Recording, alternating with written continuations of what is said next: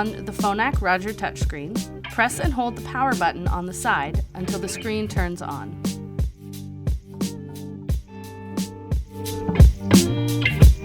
To wear the Roger touchscreen mic, place the lanyard around your neck so the microphone rests near your chest. You can adjust the lanyard like this. The microphone should rest about this far away from your mouth to ensure the student hears you clearly. To mute the Roger touchscreen mic, press the microphone button on the front of the device. The light around the outside of the button will flash red when muted. Press the button again to unmute.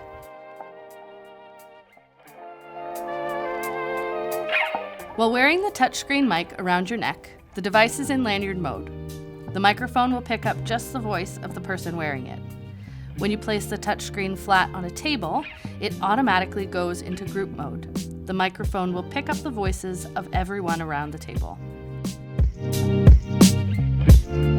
To power off the Roger touchscreen, press and hold the power button on the side of the device until the screen prompts you to select yes or no to power off.